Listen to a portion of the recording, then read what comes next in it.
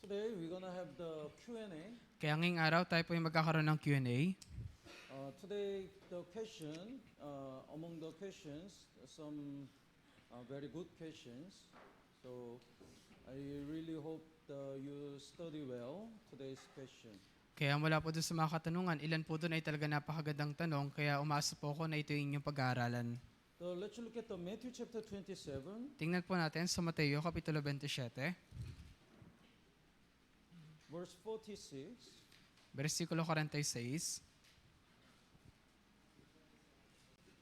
Matthew chapter 27, verse 46. Mateo Kapitulo 27, versikulo 46. The question is, why God forsake Jesus Christ? Kaya yung tanong po dito, bakit po ba itinanggi o itinakwil ng Diyos si Jesus? The verse 46, basahin po natin ng sabay-sabay. 3, 2, 1. At nang malapit na ang oras na ikasyam, ay sumigaw si Jesus ng may malakas na tinig na sinasabi, Eli, Eli, lama sabachthani, na ang kahulugan ay Diyos ko, bakit mo ako pinabayaan?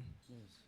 So according to this verse, some denomination insist that Jesus was forsaken by God the Father. Kaya base po sa bersikulo na ito, iba pong mga denominasyon, sinasabi nila na yung Diyos, kanyang pinabayaan yung kanyang tatanging anak na si But Jesus. from the Genesis until the end, Jesus was never forsaken by God the Father. Pero mula po sa Genesis hanggang sa uli pong aklat ng Biblia, kailanman hindi po itinakwil ng Diyos si Jesus. Let's look at the Genesis chapter 1, Tingnan po natin sa Genesis po, Kapitulo 1, verse 26. versikulo 26. God said, "Let us make a man in our image according to our likeness." Kaya sinabi po dito ng Diyos, lalangin natin ang tao sa ating larawan ayon sa ating wangis. God is one.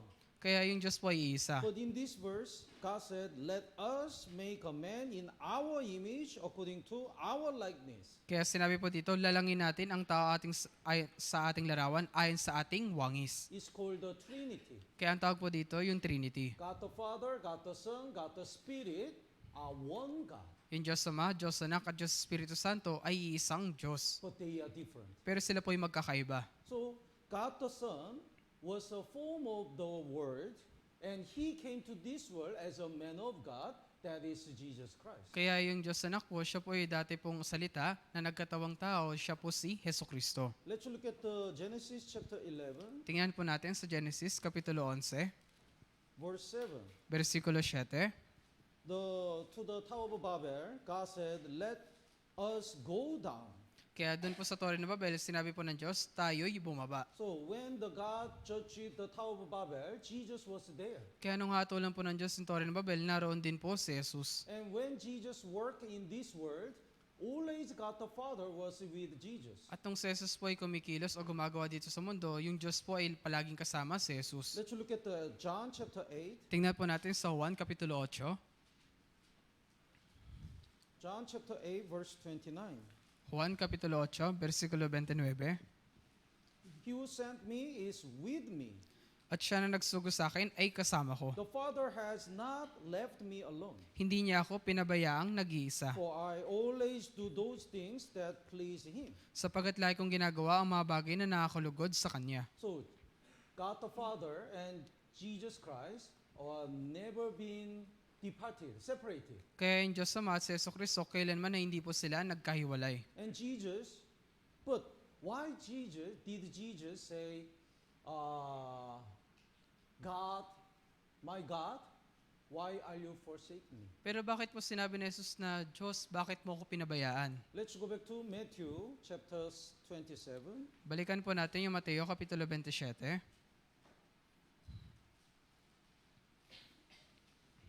Verse 46. Versikulo 46. Eli, Eli, lama sabachthani. That is, my God, why have you forsaken me? Kayong Eli sa lama sabachthani, na ang kahulugan ay Diyos ko, bakit mo ako pinabayaan? We have to know, at that time, Jesus was crucified as a representative of all sinners. Kailangan po natin malaman na sa pagkakatunayan ng pinako po si Jesus, siya po ipinako bilang kumakatuan po sa lahat ng mga makasalanan. That's why this word is actually the word of sinner. Kaya nga sa katunayan, ito pong salita nito ay salita ng So makasalanan. Jesus said this word instead of all sinners. Kaya si Jesus po yung nagsabi nito sa halip na yung lahat ng mga makasalanan. Jesus never, if you study Bible, Jesus never called God the Father, God. Kaya kung papag-aaralan niyo po yung Biblia, kailanman hindi po tinawag ni Jesus yung Diyos na Diyos Ama. He always called God the Father, Father. Ang lagi niya pong tinatawag sa kanyang Diyos ay Ama. But this verse, this is the only verse Jesus called the God the Father, God only. Pero sa lahat po ng mga bersikulo, ito lang po yung natatangin na tinawag po ni Jesus yung Diyos Ama na Diyos. Because as a sinner, he cannot call God a Father. Kasi bilang isa po makasalanan, hindi niya po pwede matawag yung Diyos bilang Ama. That's why, my God, my God. Kaya nga sabi dito, Diyos ko, Diyos ko. And as a sinner, he can say, why have you forsaken me? At bilang isang makasalanan, pwede niya sabihin, bakit mo ako pinabayaan? So here is man and woman, the great lovers. Kaya nandito po yung isang babae at lalaki na nagmamahalan. They don't want to be separated. Ayaw po nilang maihiwalay. But in order to save one person, he departed. Pero para mailigtas sa isang tao, yung isa po ay umalis. That was great pain. Yun po ay malaking kapigatian. So this is the only moment for Jesus to be forsaken by God in order to save sinners. Kaya ito lang po yung natatanging pagkakataon para kay Jesus na mawalay sa Diyos para iligtas po yung mga makasalanan. So don't misunderstand this verse. Kaya po, huwag po kayo magkaroon ng maling pagkaintindi sa bersikulo na ito. Jesus said this word instead of a sinner. Sinabi po ito ni Jesus sa halip na yung mga makasalanan. Naintindihan po? And another question is about Genesis chapter 6. At isa po pong tanong tungkol po sa Genesis Kapitulo 6. Genesis chapter 6. Genesis po, Kapitulo 6. The first question is the verse 2. Yung unang Who tanong, are the sons of God and daughters of man in Genesis chapter 6? kaya yung tanong po dito, nakita na sino dito yung mga anak ng Diyos na magaganda, ang mga anak na babae ng mga tao. And Genesis chapter 6, verse 7, what does the Genesis chapter 6, verse, not 7, 3 means? Sa bersikulo 3 po, The next question is, what does the Genesis chapter 6, verse 3 means? kaya yung sumunod po na tanong, ano po yung ibig sabihin ng Genesis Kapitulo 6, versikulo 3? And another question is, who is the Nephilim in verse 4? At yung sumunod po naman na tanong, sino po dito yung mga higante sa bersikulo na ito? So I'm gonna explain the verse 2, 3, 4. Kaya aking po Together. palabanag po yung bersikulo 2 hanggang 4. First of all, let's look at the Genesis chapter 4, verse 25. Kaya una sa lahat, tingnan natin yung Genesis Kapitulo 4, versikulo 25. We already know Cain and Abel. Kilala po natin, di ba, sila Cain at Abel? Cain rely on his own work to go to God. Si Cain po, umasa po siya sa sarili niyang gawa para makapunta sa Diyos. That's why he offered the fruit of the ground. Kaya nga kanyang inhandog yung mga bunga ng lupa. That's the result of his effort and work. Yun po yung resulta ng kanyang paggawa at sariling pagsisikap. That's why God didn't accept his offering. Kaya nga hindi tinanggap ng Diyos yung kanyang handog. But Abel offered the lamb. Pero si Abel po, kanyang inhandog yung isang tupa. It means he relied on the sacrifice of Jesus. Ibig sabihin, siya pa yung umaasa dun po sa handog ni Jesus. That's why the Cain is the representative of the unsaved people. Kaya nga si Cain po yung kumakatawan sa mga hindi ligtas sa tao. And Abel is the shadow of saved people. At si Abel naman po yung anino ng mga ligtas sa tao. And Cain killed Abel. At si Cain po, pinatay niya si Abel. Like this, unsaved people persecute the saved people. Gaya din naman ito, yung mga hindi ligtas sa tao, inuusig po yung mga ligtas sa But tao. when the Abel died, instead of the Abel, God gave the Seth. Pero nung si Abel po ay namatay, ibinigay po ng Diyos si Seth. So the verse 25, Genesis chapter 4, verse 25. Let's read it together. 3, 2, 1. Muling nakilala ni Adan ang kanyang asawa at siya'y nanganak ng isang lalaki. At tinawag ang kanyang pangalan na Seth sapagkat kanyang sinabi, binigyan ako ng Diyos ng ibang anak na kalili ni Abel sapagkat siya'y pinatay ni Cain. Yes. So when the Abel died, the line of saved people was cut. Kaya nung si Abel po ay namatay, yung linya po ng mga ligtas sa tao ay naputol. So instead of the Abel, God gave the Seth. Kaya sa halip po ni si Abel, ibinigay po ng Diyos si Seth. Seth is the shadow of saved people. Kaya si Seth po yung kumakatawan sa mga ligtas sa tao. The verse 26, let's read it together, 3, 2, 1. Nagkaanak din si Seth ng isang lalaki at tinawag ang kanyang pangalan na Enos. Nang panahong iyon, ang mga tao ay nagsimulang tumawag sa pangalan ng Panginoon. So for Seth, then the man began to call on the name of the Lord. They believe in God. That's why the sons of Seth are shadow of saved people. Kaya nang panahong iyon, nagsimulang tumawag sa pangalan ng Panginoon yung mga tao. Kaya yung linya po ni Seth, sila po yung kumakatawan sa mga ligtas sa tao. Then the chapter 6, Sumunod po dun sa Kapitulo 6, verse 2, sa versikulo 2, the sons of God saw the daughters of men. kaya nakita ng mga anak ng Diyos na magaganda ang mga anak na babae ng mga tao. Who are the sons of God and the daughters of men? Kaya sino po yung mga anak ng Diyos at mga anak ng babae ng mga tao? In this verse, the sons and daughter, actually in the Bible, the son is the heir, Kaya who will receive the inheritance. sa katunayan po yung anak po na lalaki, sila po yung mga tagapagmana. And daughter cannot receive the inheritance. At yung mga anak po na babae, hindi po sila makakatanggap ng mana. So, who is the sons of God? Kaya sino po dito yung mga anak ng Diyos? They are the sons of Seth, Sila po yung mga anak ni Seth. because they are the shadow of saved people who will receive the spiritual inheritance from God. Kasi sila po yung kumakatawan sa mga ligtas sa tao na magmamana ng mga espiritual na pamana ng Diyos. And daughters of man is the sons of Cain. At yung anak na babae naman ng mga tao, ito po yung kumakatawan dun po sa linya ni Cain. Because they only focus on this world, that's why they don't care about the spiritual things. Kasi nakatuon lang po sila sa mga physical na bagay na nandito sa mundo at hindi po nakatuon sa mga spiritual na bagay. Unsaved people cannot receive any spiritual inheritance from God. They are daughters of men. Kaya yung mga hindi po ligtas sa tao, hindi po sila makakatanggap ng mana na spiritual mula sa Diyos. Kaya sila po yung mga anak na babae ng mga tao. Naintindihan po? And then, the sons of God, the sons of Seth, look at the sons of the daughters of men, the descendants of Cain, and the Bible says they were beautiful and they took wives for themselves of all whom they chose. So they mingle together.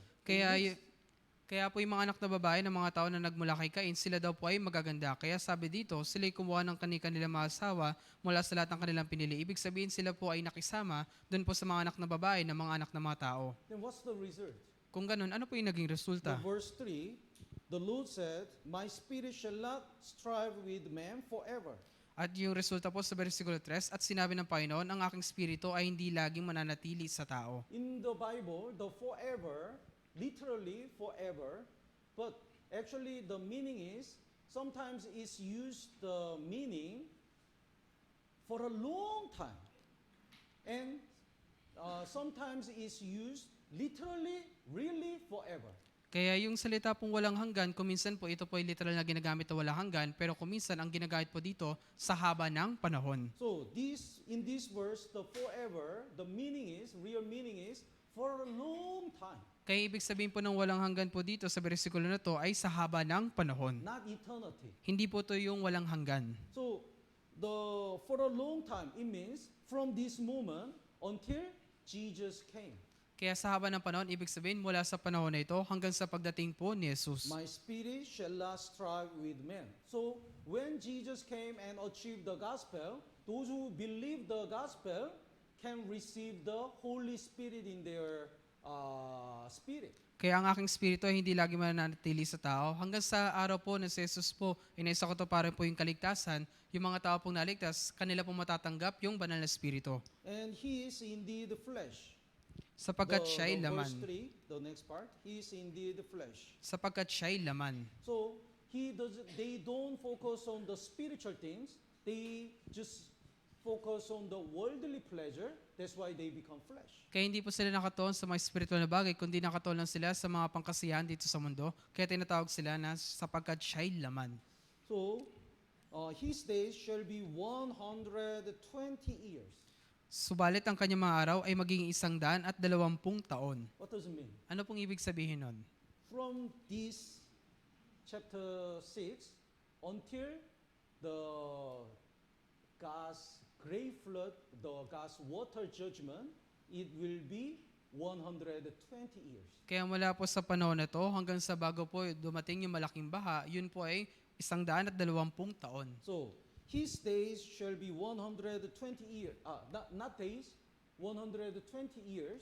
So, his days shall be 120 years means you only have the 120 years until God's judgment. Kaya ang kanyang mga araw ay maging 120 taon. Ibig sabihin, meron lang kayo 120 taon bago yung paghuhukom ng Diyos. So, let's look at the Genesis chapter 7, Kaya verse 6. Kaya tingnan natin sa Genesis po, Kapitulo 7, versikulo 6. Noah was 600 years old when the flood waters were on the earth. Si Noe, 600 taon nang ang baha ng tubig ay dumating sa lupa. So when God judged the world with a great flood, Noah was 600 years old. Kaya na dumating po yung malaking baha sa panahon ni Noe, si Noe po ay 600 taon. So in Genesis chapter 6, when God cursed the sons of God, the sons of Seth, Noah was 480 years old. Kaya nung isinumpa po ng Diyos yung mga anak po ni Seth, si Noe po sa pagkakataon na yun ay 480 taon. So we have to know, God is patient, but His patience is not forever. Kaya kailangan po nating malaman na yung Diyos po ay mapagpasensya, pero yung kanyang pasensya ay hindi po walang hanggan. So for 120 years, God is waiting. God had waited for the sons of Seth to repent and return to God. Kaya kailangan po natin malaman na sa loob po ng 120 taon na yung Diyos ay matyagang naghintay para sa mga anak ni Seth na sila po ay bumalik sa Diyos. Even God is waiting for the daughters of men, the descendants of the Cain. Kaya ito po yung mga linya po o yung mga ninuno po ni Cain. But they didn't also return. Pero hindi rin po sila bumalik. That's why God judged them. Kaya ngayon Diyos, hinatulan po sila. But unsaved people will be judged physically and spiritually. Pero yung mga hindi ligtas sa tao, sila po yung makakatulan physically at spiritually. But saved people will be judged only physically, but anyway the spirit will be saved. Pero yung mga ligtas po na tao, sila po yung makakatulan lang physically, pero yung kanilang spirito ay ligtas na. Naintindihan po? So, in the water judgment, except the Noah's family, even the Seth, the sons, descendants, were judged physically, right? Physically. Kaya doon po sa paghukom sa tubig, yung mga pamilya lang po ni Noe yung naligtas, pero yung mga anak po ni Seth doon sa pagkakataon ay nahatulan, pero nahatulan na sila physically. But as long as they are saved, their spirit will be saved. Pero kung sila po ay ligtas, yung kanilang spirito po ay ligtas din. That's why it's connected with the 1 Peter chapter 3. Kaya nga po ito ay konektado doon sa unang Pedro, Kapitulo 3. Let's look at the 1 Peter. Tingnan po natin sa unang Pedro.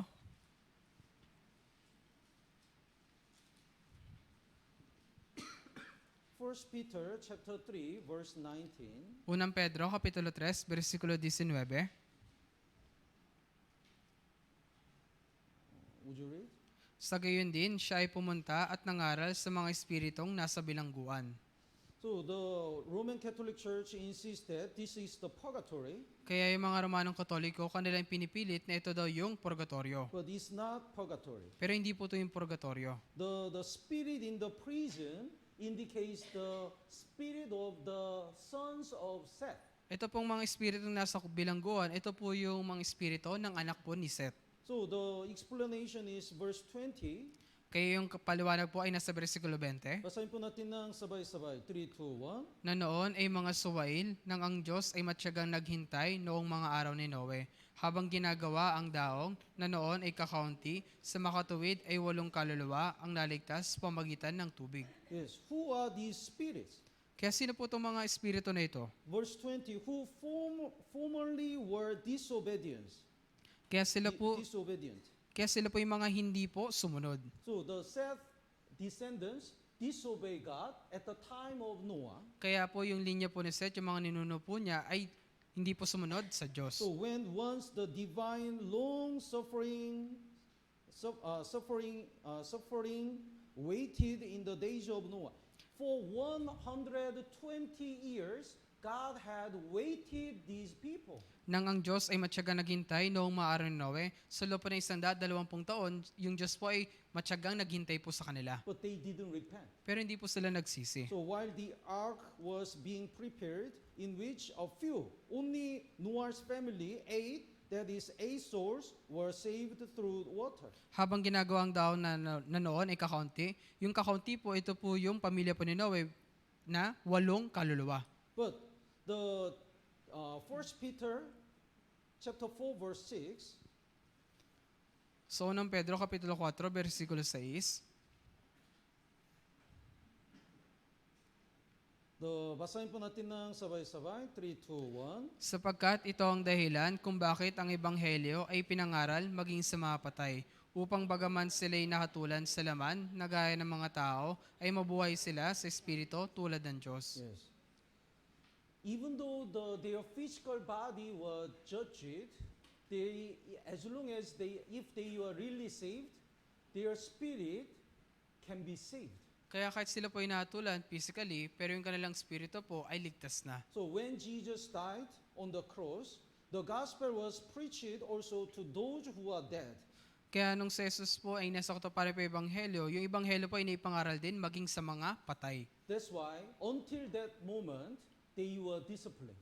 Kaya hanggang sa pagkakataon po na yun, sila po ay dinisiplina. So we have to know, when God disciplines us, God can physically kill our body. Kaya kapag tayo didisiplinahin po ng Diyos, pwede po nating sabihin o pwede nating malaman na yung Diyos po kaya niyang patayin yung ating katawan. I saw some cases. Kaya nakita ko na po In the ilang ganitong church. kaso dun po sa church. So they try to hide the sin again and again. Kaya paulit-ulit na tinatago yung kanilang kasalanan. Even though God gave the chance to repent, they don't repent. Kahit ibinibigay ng Diyos yung pagkakataon na magsisi, hindi po sila nagsisi. We don't know who has a sin. Kaya hindi po natin alam kung sino may kasalanan. But if we don't repent, finally God will reveal it and discipline. Pero kung hindi po natin ito ibubunyag, yung Diyos po kanya po ito ibubunyag at tayo po ay didisiplinahin. God can kill our body. Yung Diyos po kaya niyang patayin yung ating katawan. Let's look at the 1 Corinthians. Kaya tingnan po natin sa unang Korinto, 1 Corinthians chapter 5, unang Korinto po, Kapitulo 5, verse 1. versikulo 1. Here is the one brother who committed sexual sin. Kaya narito po yung isang brother na gumawa po ng pakikiapid. Would you read? Sa katunayan ay nababalita na may pakikiapid sa inyo, at ang ganyang pakikiapid ay wala kahit isa sa mga pagano, sapagkat ang isang lalaki ay naikipisan sa asawa ng kanyang ama. So probably this mother is the stepmother. Kaya maaari ito pong nanay na ito yung kanyang stepmother. He committed sexual immorality with the mother. Kaya siya po ay gumawa ng sexual immorality sa kanya pong stepmother. Then verse 5. Deliver such a one to Satan for the destruction of the flesh.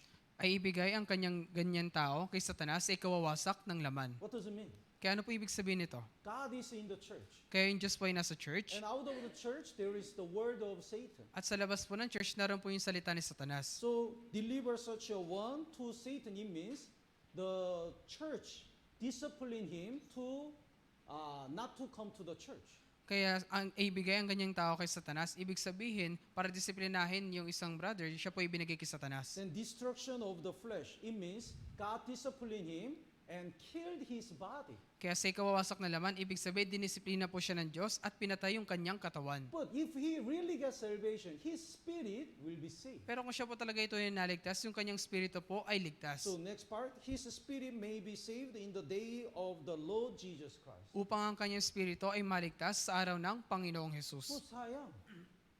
he only got the salvation. Kaya sayang po, di ba? Ang meron lang po siya yung kaligtasan ng kanyang spirito. But because of the discipline, his body was killed, and he doesn't have any reward. Pero dahil sa kanyang kasalanan po, yung kanyang spirito lang po inaligtas at wala po siyang gantimpala. So before we are late, we need to confess and find the way to be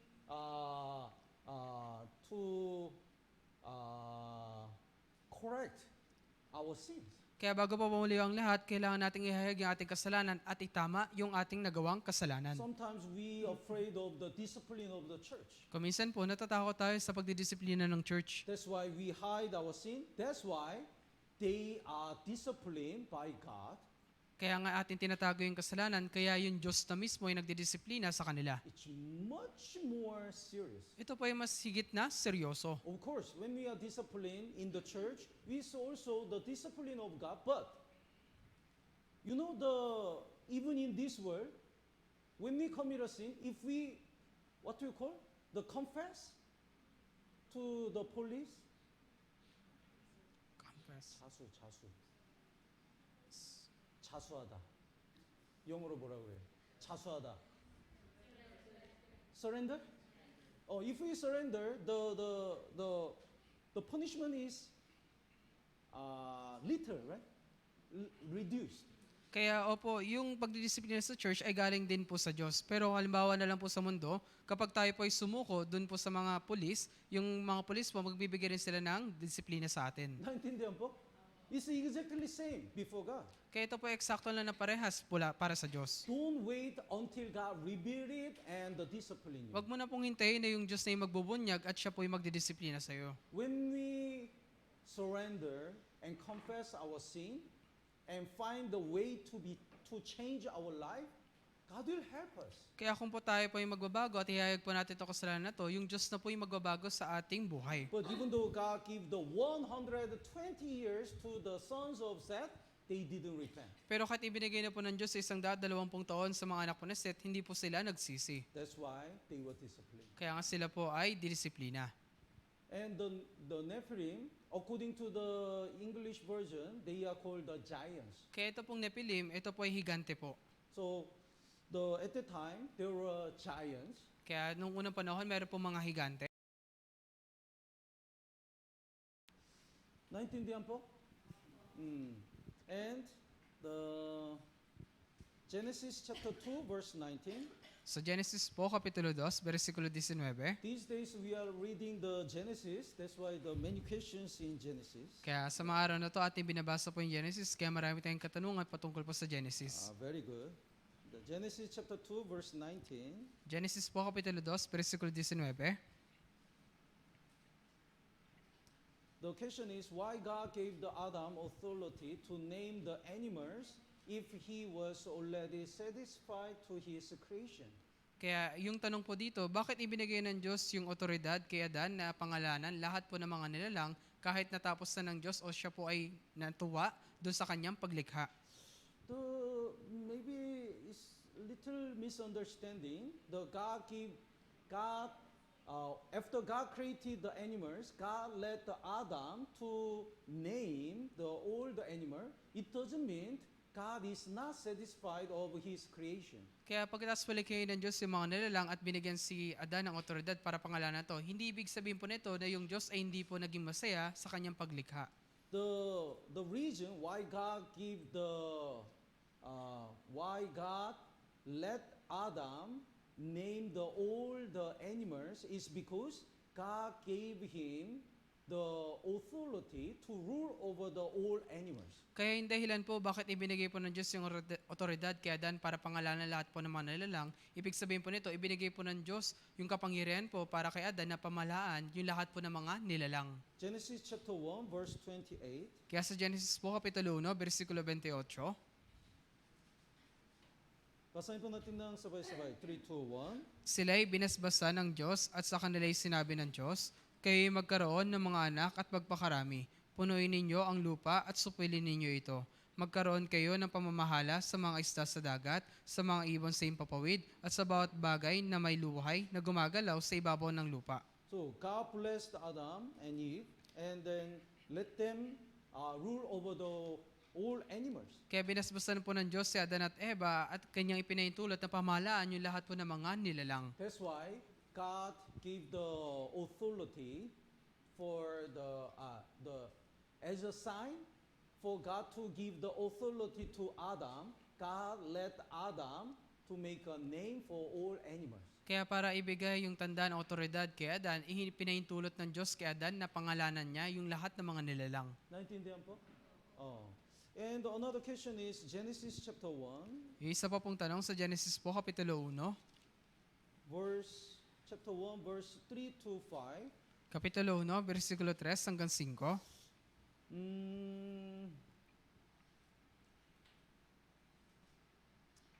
The question is, God created the light. That's why there is the evening and the morning in the first day. Kaya ang tanong dito, nilikha ng Diyos si liwanag, kaya sa unang araw nagkaroon ng umaga at gabi. But in Genesis chapter 1, verse 14 to 16, this is the first time God made the greater light and the lesser light. Then, where does the light come from in Genesis chapter 1, verses 3 to 5? Pero dito po sa versikulo 14 hanggang 16, dito po yung Diyos nagkaroon po ng higit na liwanag at dilim. Kaya saan po nanggaling yung araw at gabi? Doon po sa Genesis Kapitulo 1, versikulo 3 hanggang 5. If there are no stars made at that time, Kung wala po pong mga bituin na ginawa sa oras na yun, what kind of light is this? anong klaseng liwanag ito? Do you understand this question? Naintindihan niyo po ba? The first of all, we have to know the God created and God made. This meaning is different. Kaya yung God created and God made. This meaning is different. paglikha at ginawa, magkaiba po yung ibig sabihin nito. What's the creation? Kaya ano po yung paglikha? From nothing, God made something.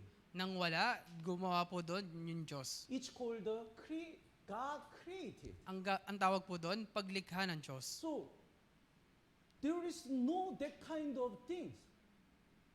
Then God created these things. It means from the nothing, God made it. Ibig sabihin, wala pa po God ng created it. Ibig sabihin, wala pa po ng ganitong bagay noon, kaya ang ginawa ng Diyos yung bagay nito, kaya nilikha ito ng Diyos. But God made it. What does it mean? Pero yung ginawa ng Diyos, There is materials. ibig sabihin, meron ng And materyales. with these things, God made it. As pamagitan ng mga bagay nito, ginawa niya yun. So we can say, I made a chair, but I cannot say, I created a chair. Kaya pwede ko sabihin, ginawa ko yung upuan, pero hindi ko kaya sabihin na nilikha ko yung upuan. Naintindihan po? Oh, so there are already materials. Kaya So we can assemble and we can make something.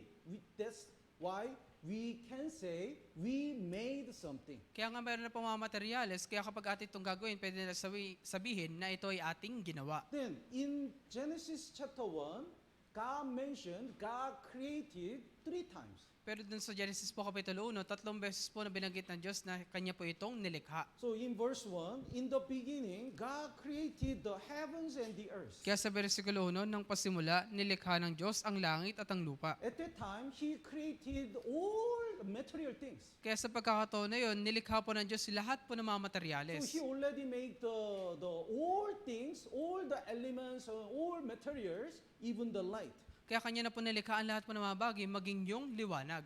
Naintindihan po? And then, the next creation is verse 21. At yung sumunod po na nilikha ay sa versikulo 21. God created great sea creatures and every living things that moves. Kaya't nilikha ng Diyos ang mga dambahala sa dagat at ang bawat nilalang na may buhay na gumagalaw. So even though God created everything, God didn't create it soul.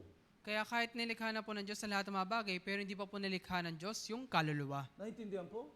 So the God created in verse 21, that's the first time God created some animals which have a soul. Kaya sa pagkakataon po na yun, sa versikulo 21, yun po yung unang beses na nilikha po ng Diyos yung mga hayop na may kaluluwa.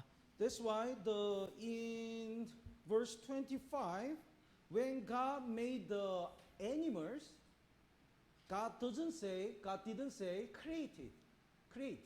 God said, the verse 25, God made the beast of the earth according to each kind. Kaya dito po, Made. kaya sabi po dito, nilikha. In Tagalog, is it right? Same po, Pastor. Created. Nilikha. In English version, it's different. Made. If you have an English version, look at the verse 25. Made. Kaya kung may English version po kayo, tingnan niyo po ang salita po doon na ginamit ay made ay hindi po create. In Korean version, it's also 창조하시니. It means God created, and 만드시니. It means God made. It's different. Kaya, So it's good translation. kaya mas mahina po na translation sa Korean kasi doon po sinabi yung nilikha at ginawa. 나인텐디안 po? Because God already made the animals, all kinds of the things which have the soul. God already made the soul. That's why when God made the animals, God didn't say He created. When God made the sea creatures, God already made the soul. Kaya nung nilikha po ng Diyos yung mga God already created the soul. Kaya nung nilikha po ng Diyos yung mga hayop sa dagat, doon po yung unang beses na nilikha ng Diyos yung kaluluwa. Kaya nung ginawa po ng Diyos yung mga hayop sa lupa, doon po ay meron na pong kaluluwa. 나인텐디안 po? And then the third time is when God created man.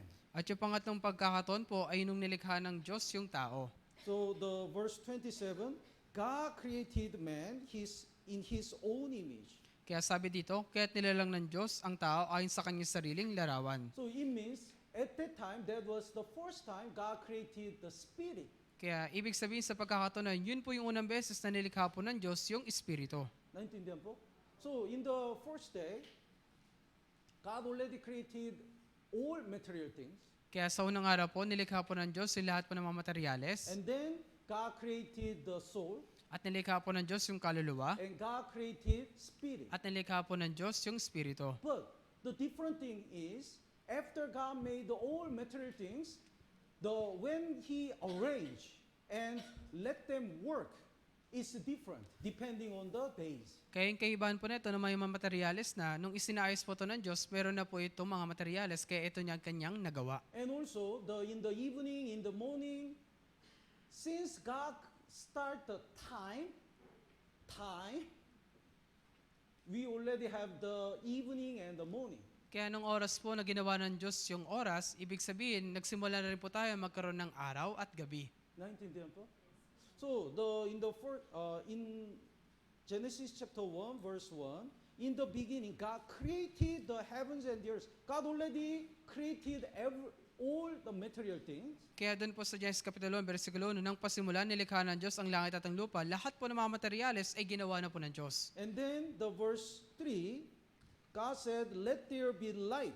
Actually, there was already light. God already created light. Kaya sa versikulo 3, sinabi po dito, magkaroon ng liwanag. Sa katunayan, nalikha na po yung liwanag. But let there be light, it means that something, God command them to shine the light. Ibig sabihin po nito na magkaroon ng liwanag, inutusan po ng Diyos na sa ibang bagay na magkaroon ng liwanag. In verse 4, God saw the light and it was good, and God divided the light from the darkness. At sa versikulo 4, nakita ng Diyos na ang liwanag ay mabuti at ibinukod ng Diyos ang liwanag sa kadiliman. So in the universe, God divided the light and darkness. Kaya sa ating kalawakan, iniwalay po ng Diyos si liwanag at kadiliman. But in verse 14, God is focusing on the earth. Pero sa versikulo 14, dito po nakatuon na lang yung Diyos sa ating mundo. The verse 14, God said, let there be light in the firmament of the heavens to divide the day from the night. Sinabi ng Diyos, magkaroon ng mga tanglaw sa kalawakan ng langit upang ihiwalay ang araw sa gabi. What are these lights? Kaya ano po itong mga tanglaw na ito? The explanation is verse 16. Yung paliwanag po nito yung nasa versikulo 16, the God made the two great lights, Kaya- the greater light to rule the day, that is the sun. kaya nilikha ng Diyos ang dalawang malaking tanglaw. Ang malaking tanglaw ay upang maghari sa araw. Ito po yung araw. Then the lesser light to rule the night, that is moon. At ang maliit na tanglaw ay upang maghari sa gabi. Ito po yung buwan. And He made the stars also. At nilikha niya rin ang mga bituin. So actually, many stars are bigger than, greater than the sun, right? Sa katunayan po, meron po mga bituin yung mas sigit pa pong malaki kaysa sa araw. But God said like this, from the view of the earth and from the view of the man.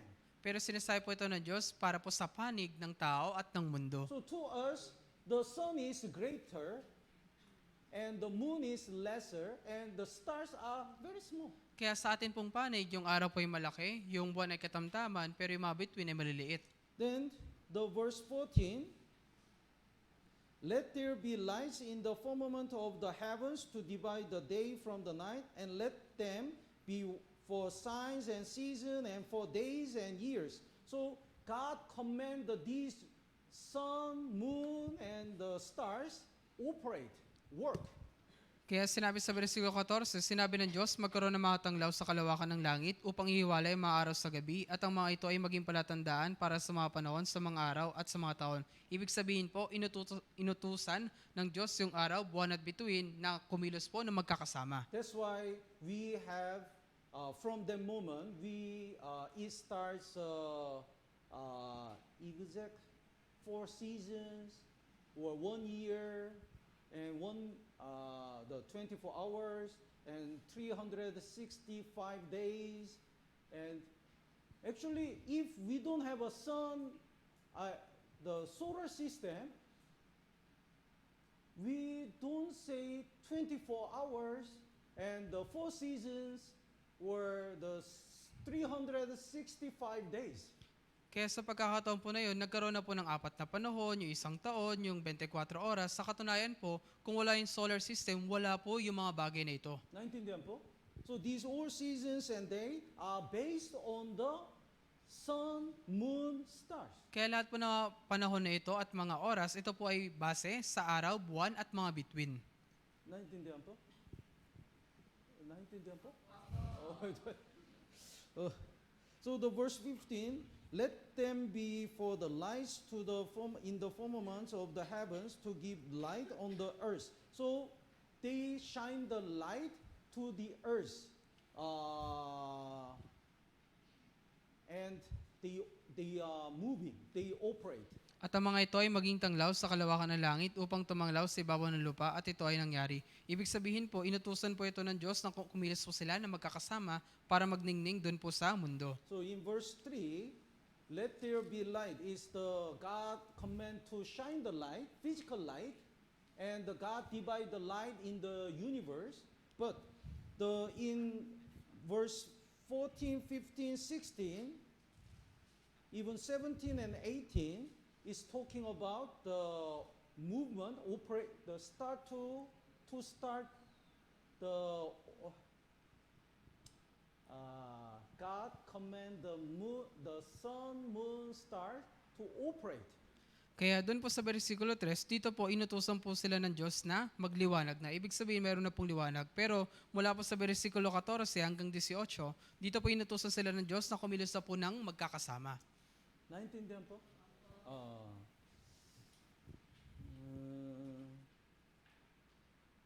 And Leviticus chapter 15, verse, the question is, I read the question first.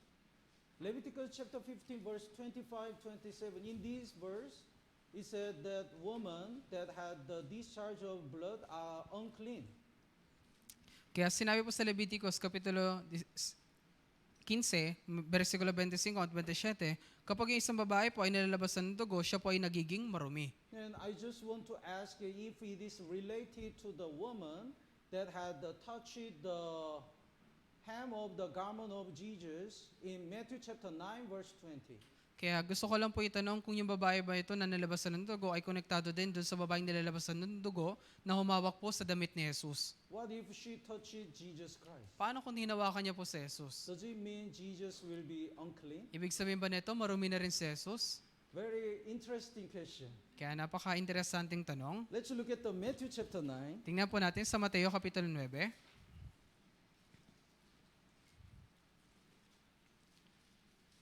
Verse 20. Versikulo 20. Verse 20 and 21. Versikulo 20 hanggang 21. Would you read? Samantala, may isang babaeng 12 taon nang dinudugo ang lumapit sa likuran niya at hinipon nito ang laylayan ng kanyang damit. Sapagkat sinabi niya sa kanyang sarili, kung mahihipo ko lamang ang kanyang damit ay gagaling ako. Some people say according to this verse, the reason why this woman touched not Jesus, only the garment, is because not to make Jesus unclean. Yung paliwanag po na ibang mga tao po dito, kaya yung hinawakan lang ng babae ang damit ay hindi si Jesus kasi kapag hinawakan daw si Jesus daw po ay magiging marumi. But what do you think? Pero ano pong sa palagay ninyo? Huh? What do you think? Ano pong sa palagay ninyo?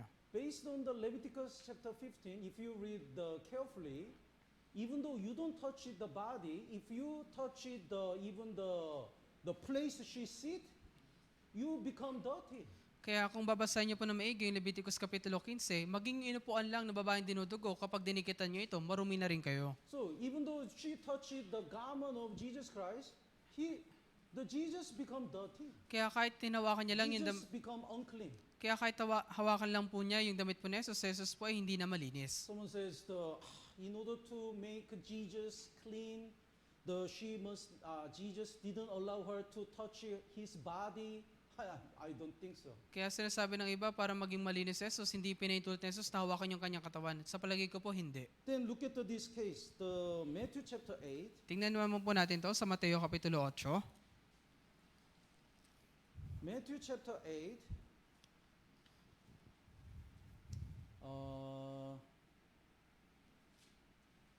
verse 1. Mateo Kapitulo 8, versikulo Verse 1. 1 and 2, would you read? Versikulo 1 at 2, nang bumaba si Jesus mula sa bundok, sinundan siya ng napakaraming tao, at lumapit sa kanya ang isang ketongin, at lumuhod sa harapan niya na nagsasabi, Panginoon, kung ibig mo, ay malilinis mo ako. According to the law in the Leviticus chapter 14 and 15, when we touch the leprosy, he become unclean. Kaya base rin po sa utos po doon sa Leviticus Kapitulo 14 o 15, kapag atin din po hinawakan isang ketongin, tayo din po ay magiging marumi. Then what about the verse 3? Kaya paano naman po yung versikulo Let's 3? read it together. 3, 2, 1. Iniunat ni Jesus ang kanyang kamay at hinawakan niya ito na nagsasabi, Ibig ko, maging malinis ka, at nalinis ka agad ang kanyang ketong. So Jesus touched him. Kaya nga hinawakan na po siya ni Jesus. Then did Jesus become unclean? Kung ganon, hindi na po ba malinis si Jesus? No. Hindi po. According to the law, if the person touch it, according to law, he is unclean. Kaya base po sa batas po, kapag siya po ay kanyang hinawakan, hindi na po siya malinis. But Jesus is not a man. Pero si Jesus po, hindi po siya tao. Jesus is God himself, and Jesus is the one who made this law.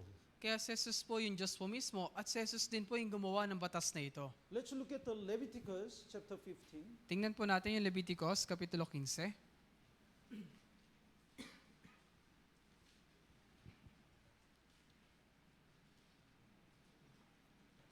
Leviticus chapter 15, Leviticus po, Kapitulo 15.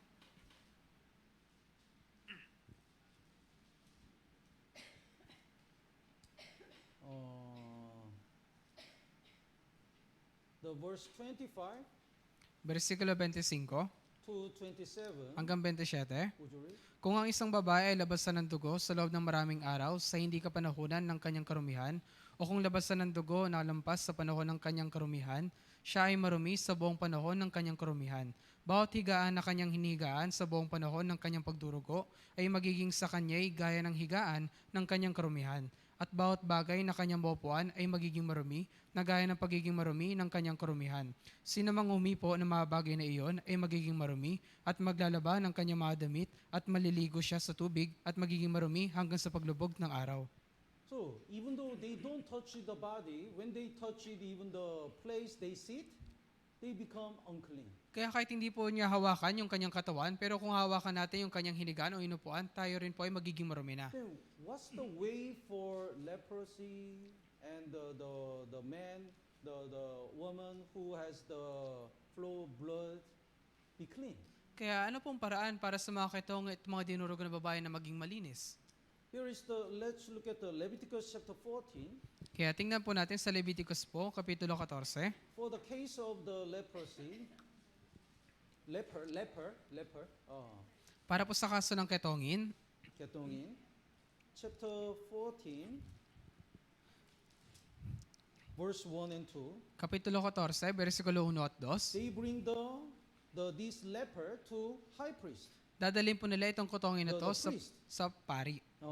Let's read it together. 3, 2, 1. At nagsalita ang Panginoon kay Moises na sinasabi, ito ang magiging batas tungkol sa ketongin sa mga araw ng kanyang paglilinis. Siya'y dadalhin sa pari. And the priest check his body. At yung pari po, susuriin po yung kanyang katawan. And verse 14, At sa versikulo 14, there are many steps, but the verse 14, let's read it together. 3, 2, 1. ang pari ay kukuha ng dugo ng handog para sa budhing may sala at ilalagay niya sa dulo ng kanyang tainga, sa inlalaki ng kanang kamay, sa inlalaki ng kanang paa ng taong lilinisin. So the priest took the blood of offering and put the leper. Kaya yung pari po, kukuha siya ng dugo dun sa handog at kanya ipapahid dito dun sa may ketongin. Think about this. If somebody touches the leper, he become unclean. Kaya pag-isipan mo rin ito, kung hawakan nila yung ketongin, magiging marumi na rin But sila. if the priest, when the priest touches this leper, he also become unclean. Pero yung pari po, kung hawakan niya itong ketongin, magiging marumi ba ang pari? No. Hindi po. He is the one who healed Siya po, this leper. siya po yung magpapagaling sa ketongin na ito. God command this law, only priest is qualified to cleanse this leper. Iniutos po to ng Diyos na yung pari lang yung kwalipikado para linisin yung isang ketongin. That's why he can touch this leper. Kaya nga maaari niya pang hawakan itong ketongin na ito. Then, who is the shadow, the Jesus Christ, the priest is the shadow of Jesus Christ, At right? ito pong pari, di ba? Anino po siya ni Jesucristo. And this even offering is the shadow of Jesus Christ. At maging yung handog ay anino rin po ni Jesus. So when Jesus came to this world, he becomes an offering and the priest. So through him, everyone can be clean. Kaya nga, di ba, nang pumarito po si Jesus sa mundo, siya po yung anino ng handog at ng pari, kaya sino man yung kanyang hawakan ay gagaling. Naintindihan po? Let's look at Hebrew chapter 9. Tingnan po natin sa Hebreo, Kapitulo 9. Hebrew chapter 9, verse 11. Hebreo po, Kapitulo 9, versikulo 11.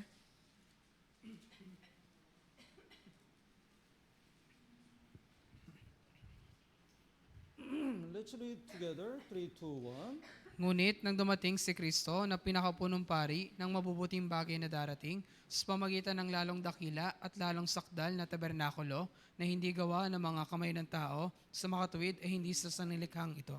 There are so many high priests Kaya napakarami pong mga in Israel. kaya napakarami pong punong pari doon po sa Israel. But they always stand and the ministers and daily. Pero lagi po silang tumatayo at ginagawa po yung kanilang gawain. Because the sacrifice is not perfect and these priests are not perfect. Kasi yung kanilang handog ay hindi perpekto at may mga pari neto ay hindi rin po perpekto. That's why the perfect sacrifice came and perfect priest came. Kaya nga yung perpektong handog at pare ay dumating. That's why when he offered perfect sacrifice, it's perfect and eternal. Kaya nung inandog niya po yung perpektong handog, ito po ay perpekto at walang hanggan. That's why the verse 12. Kaya ito po yung sa versikulo 12. Let's read it together. 3, 2, 1. At hindi rin sa pamagitan ng dugo ng mga kambing at mga toro, kundi sa pamagitan ng kanyang sariling dugo, siya ay pumasok na minsan magpakailanman sa dakong banal, sa gayon tinitiyak ang walang hanggang katubusan. Yes. Jesus Christ came to this world as a high priest and he offered himself as a sacrifice. Kaya si Jesus po mismo yung anino po na pinahapo ng pari at hinandog niya po yung kanyang sarili. Naintindihan po? Let's go back to Matthew chapter 9. Kaya balikan po natin yung Mateo, Kapitulo 9.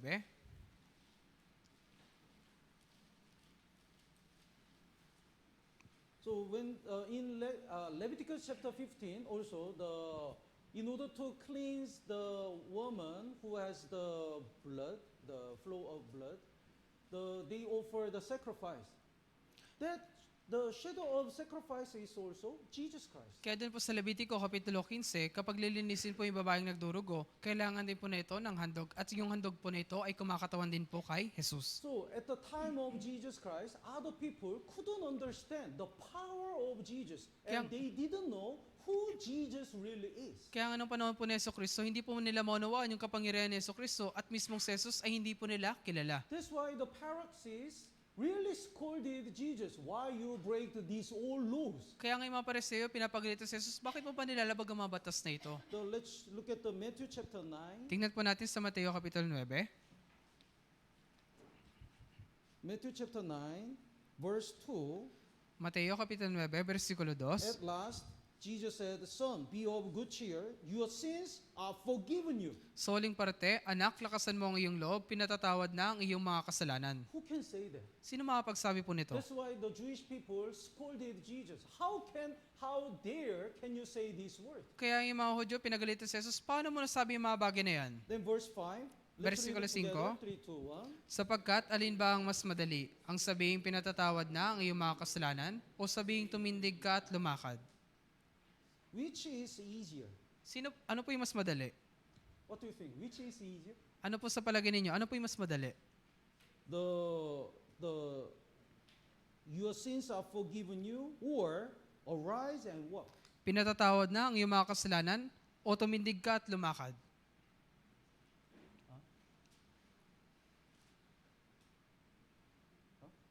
Which one is easier? Ano po yung mas madali?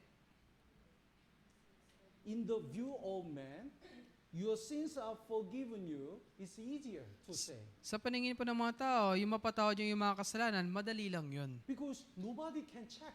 Kasi wala naman makakapagsuri. But arise and work, if he says, if he doesn't work, if he doesn't arise and work, everyone can say, your word is not powerful. Pero yung sabihin tumindig ka at lumakad, kapag hindi po siya nakatindig at nakalakad, sasabihin po nila, hindi naman makapangyarihan yung ginawa mo. So it's easy to say your sins are forgiven you Kaya mas madaling sabihin sa kanila na pinatawad na yung mga kasalanan. in the view of man. Sa paningin po ng tao. But actually, much easier to Jesus is arise and walk. Pero higit na mas madali po kay Jesus yung magpatayo ka at palakarin. That's nothing to Jesus. Wala lang po yun kay Jesus. But your sins are forgiven you. It's only Jesus can say that. Pero yung mapatawad yung mga kasalanan, si Jesus lang po yung makakagawa nito. Because it means I died for your sins. Kasi ibig sabihin nito, mamamatay ako para sa iyong kasalanan. Otherwise, he cannot say that. Kung Your hindi, sins are forgiven. hindi niya po masabi na mapapatawad yung mga kasalanan. So, why Jesus says this word?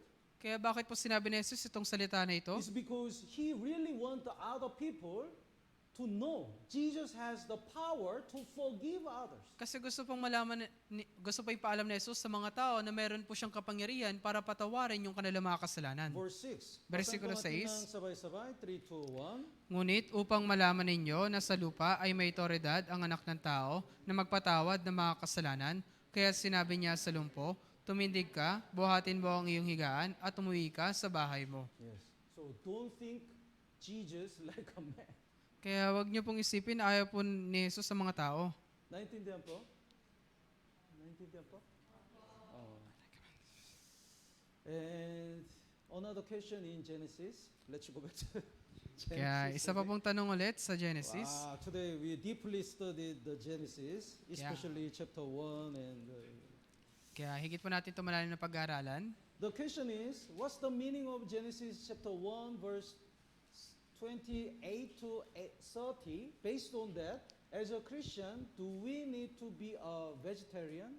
Kaya base po sa Genesis Kapitulo 1, versikulo 28 at 30, ano pong ibig sabihin nito? Bilang isang Kristyano, kailangan ba natin maging mahilig sa gulay, vegetarian? Very good question. Verse 29, the last part, to you it shall be for food. So these vegetables, these fruits are your food. Kaya sa huling parte po ng versikulo 29, ang mga ito ay magiging pagkain ninyo. Ito po yung mga gulay. Yes. That's why the Adam and Eve were vegetarian in the beginning. Kaya nga po sila Dan at Eva, mga vegetarian po sila mula noong simula. That time, there was no death. Kaya sa pagkakataon po na yun, wala pa pong kamatayan. So we don't need to kill the animal and we don't need to eat the meat. Kaya hindi po natin kailangan patayin yung mga hayop at kumain ng karne. But after Noah great flood, God, water judgment, God allowed to eat the meat. Pero pagkatapos po ng paghatol ng Diyos sa tubig, pinahintulot na po ng Diyos na kumain ng karne. Let's look at the Genesis chapter 9, Tingnan po natin sa Genesis po, Kapitulo 9, verse 3 and 4. versikulo 3 hanggang 4. Let's read it together. 3, 2, 1. Bawat gumagalaw na nabubuhay ay magiging pagkain ninyo. At kung paanong ibinigay ko sa inyo ang mga luntiang halaman, ibinibigay ko sa inyo ang lahat ng mga bagay. Ngunit huwag ninyong kakainin ang laman na kasama ang buhay nito. Ito ay ang kanyang dugo. So, except the blood, now God allowed to eat the flesh. Kaya liban po sa dugo, pinahintulot po ng Diyos na kainin maging yung mga laman. So I'm so thankful of these verses. Kaya ako ay nagpapasalamat sa versikulo na ito. Only with the vegetable, very difficult to make. Kung gulay lang, mahirap po. But anyway, God allowed to eat the flesh, Pero gayon pa man, pinahintulot po ng Diyos na kumain ng laman. but not the blood. Pero hindi po yung dugo. And these days, we have only the Acts chapter 15. At sa panahon po natin ngayon, yung sa Gawa po, Kapitulo 15, Acts chapter 15, verse 20. Gawa Kapitulo 15, versikulo 20, God prohibit only these kind of things. kaya hindi po pinahintulot ng Diyos ito pong mga bagay na ito. The verse 20, let's read it together. 3, 2, 1. Sa halip ay sumulat tayo sa kanila na sila'y lumayo sa mga bagay na pinarumi ng Diyos-Diyosan at pakikiyapid at sa anumang bagay na binigti at sa dugo. Yes. We are not allowed to eat the food after food which was served for worshiping idol. Kaya hindi po tayo pwedeng kumain ng mga pagkain na inihandog po sa mga Diyos-Diyosan. And the food from the things strangled At sa mga pagkain po na binigti and from blood. at sa dugo. I heard that there is the food which is made by blood.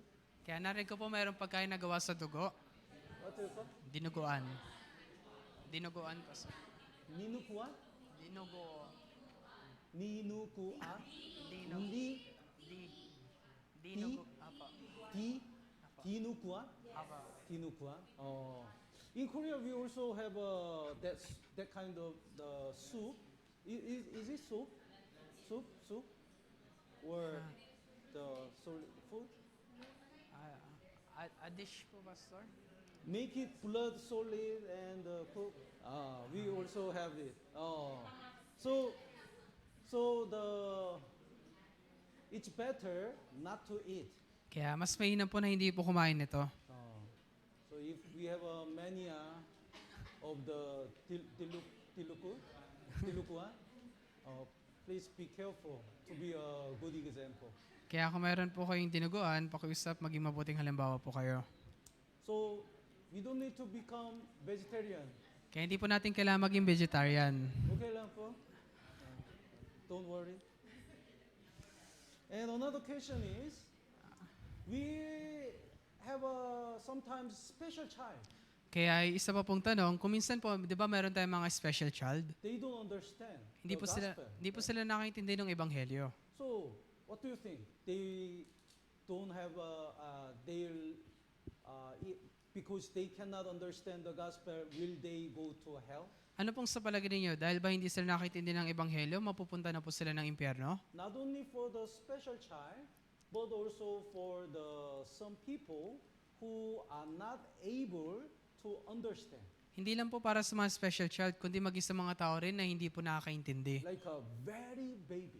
Kaya halimbawa po yung talagang sobrang bata pa. If they die when they were very baby, they don't have a chance to get salvation because they, even though we talk, they cannot understand. Kaya halimbawa po yung mga sobrang bata pa, kapag namamatay sila, kahit atin po silang kausapin, pero hindi naman sila nakakaintindi, wala na silang pagkakataon na mapakinggan. Then do they go to hell? Kung ganun, sa impyerno po sila mapupunta? What do you think? Ano pong sa palagay ninyo? That is not written in the Bible. Kaya hindi po yun nakasulat sa Biblia. So I cannot clearly answer about that question. Kaya hindi ko po malinaw na masasagot ito pong katanungan na ito. But we know God is justice. Pero alam po natin na yung Diyos ay katarungan. God is fair. Kaya yung Diyos po ay patas. That's why if the reason why they are judged before God, why the people judged before God, because even though they are forgiven, they reject this gospel. Kaya yung dahilan po kung bakit po sila makakatulan, kasi kahit ibinagi na po sa kanila ebanghelyo, pero kanila ito yung tinanggihan, kaya po sila makakatulan. Then, very baby and the special child, they are not able to reject. Kaya yung napakabata pa at yung mga special child, wala po silang kakayahan na tanggihan ito. So, it's really difficult to say they go to hell. Kaya napakahirap pong sabihin na mapupunta sila ng impyerno. Naintindihan po? But I cannot give the clear answer, but we can guess. Let's look at the 2 Samuel. Kaya hindi ko po may bibigay ng malinaw yung sagot, pero maaari natin itong pagpalagayan sa 2 unang Samuel. chapter 12. Ikalawang Samuel po, Kapitulo 12. At the time, the King David committed sexual sin and murder. Kaya noong panahon po na yun, si Haring David ay gumawa ng pakikiyapid at pagpatay. That's why the God disciplined him. God killed his baby. Kaya nga dinisiplina siya ng Diyos, pinatay ng Diyos yung kanyang sanggol. So the verse 22, that's why he fast. He fast. Kaya siya po ay nag-ayuno. 2 Samuel chapter 12. Verse 22. So after the baby died, he start to eat. Kaya pagkatapos po mamatay po ng sanggol, siya po ay nagsimula na rin kumain. Would you read? At kanyang sinabi, nang ang batay buhay pa, ako'y nag-ayuno at umiyak, sapagkat aking sinabi, sinong nakakaalam kung maawa sa akin ng Panginoon upang ang batay mabuhay? And verse 23, that time the King David said, but now he is dead. Why should I fast? Pero sa versikulo 23, ngunit ngayon patay na siya, bakit pa ako mag-ayuno? And can I bring him back again? I May- shall go to him, but he shall not return to me. May babalik ko pa ba siya? Ako'y pupunta sa kanya, ngunit siya hindi babalik sa akin. I shall go to him. Ako'y The pu- David is the shadow of saved person. Ako'y pupunta sa kanya. Si David po, siya po yung kumakatawan sa maligtas sa tao. So where he will go is heaven. Kaya saan po siya pupunta? Sa langit. So he said, I shall go to him, my dead baby. Kaya ako'y pupunta sa kanya sa patay ko na sanggol. But he shall not return to me. He cannot be arise. Ngunit siya hindi babalik sa akin. Ibig sabihin, hindi na po siya muling mabubuhay. So based on this verse, we can guess, not conclude, we can guess, maybe there must be different standard where the baby doesn't go to hell when he died. Kaya base po sa versikulo na ito, hindi po natin maaaring sabihin, kundi maaari po natin pagpalagay na yung mga sanggol ay maaari makapunta ng langit. Naintindihan po? But I cannot give the clear answer based on the Bible. Pero hindi ko po There's may bibigay clear verses. ng malinaw yung sagot base po sa Biblia kasi wala pong nakalagay. Let's check when we go to heaven. Tingnan po natin kapag nasa langit na lang tayo. It's already over too much time. I took too much time. So the rest of the questions, I can little minor things. I can continue the next time. Kaya iba pong mga katanungan, susunod ko na lang po isasagutin. Okay. If you have any question, and if you don't get the question answers today, you can continue to ask, and also ask the additional question. Kaya kung may mga tanong po kayo at hindi pa nasasagot sa inyo mga katanungan, pwede nyo po itong ibigay kay Pastor. Very interesting, right? Kaya napaka-interesado po, di ba? Very good. There are many good questions. Kaya marami pong magagandang tanong. Let's pray together. Tayo po lahat ay manalangin.